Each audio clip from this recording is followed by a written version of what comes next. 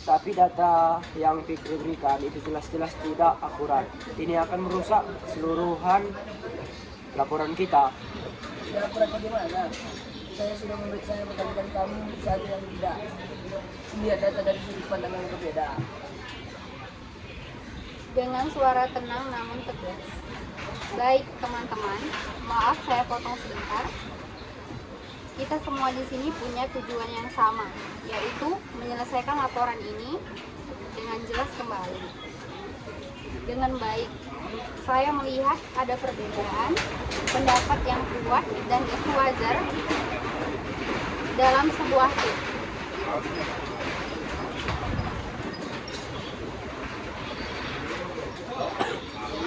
Daripada kita terus berdebat tentang siapa yang benar atau salah, mari kita coba pahami dulu perspektif masing-masing secara tenang. Adel, bisa Anda jelaskan kembali bagaimana dari data Fikri yang menurut Anda perlu dikoreksi dan mengapa?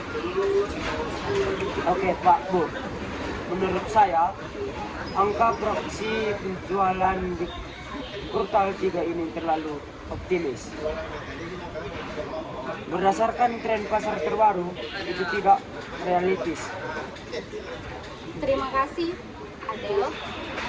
Sekarang, Fikri, bisa Anda jelaskan mengapa Anda menggunakan angka proyeksi tersebut dan data apa yang Anda jadikan acuan? Saya menggunakan data dari riset pasar terbaru yang dikeluarkan oleh lembaga X. Mereka memprediksi ada peningkatan signifikan permintaan dari segmen itu yang mendukung saya. Baik, saya paham secara duduk permasalahannya. Adel, kewajaran Anda tentang realisme data itu penting. Fikri, data Anda juga kuat. Sepertinya ini lebih ke arah interpretasi data dan faktor-faktor internal yang kita gunakan sebagai asumsi. Kim, bagaimana menurut kalian? Adakah yang punya pandangan lain terkait tren pasar atau data yang bisa kita gunakan untuk meninjau kembali proyek ini? Mungkin ada data pendukung atau pandangan yang bisa menjembati perbedaan antara Adel dan Fikri.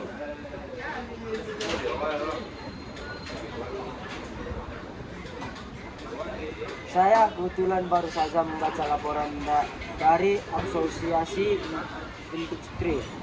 Mereka memang menunjukkan tren positif, tapi ada catatan tentang potensi perlambatan di akhiran kuartal karena isu pasokan bahan baku.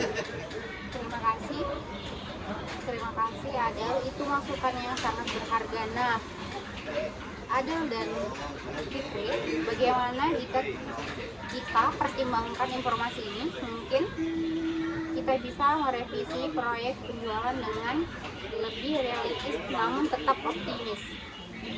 Saya setuju, jika ada penyesuaian itu akan membuat laporan kita lebih kredibel. Saya juga tidak masalah dengan penelitian nominal asalkan dasar data riset pasar kita tidak timbang ya. Bagus, ini adalah yang konstruktif. Jadi kesepakatan begini, Fikri, tolong tinjau kembali angka proyek dengan mempertimbangkan data dari asosiasi industri yang disebutkan oleh Doni. Ada, tolong kamu bantu Fikri untuk menganalisis dampaknya terhadap bagian laporan Anda. Mari kita sepakati proyek baru ini harus selesai dan revisi paling lambat besok pagi. Siap Pak Bu. Ingat teman-teman, perbedaan pendapat itu sehat dan bisa membawa kita pada solusi yang terbaik. Yang terpenting adalah bagaimana kita mengelola perbedaan untuk kepentingan bersama dan proyek kita. Mari kita teruskan berkolaborasi dan saling mendukung. Semoga ini bermanfaat. Sekian dan terima kasih.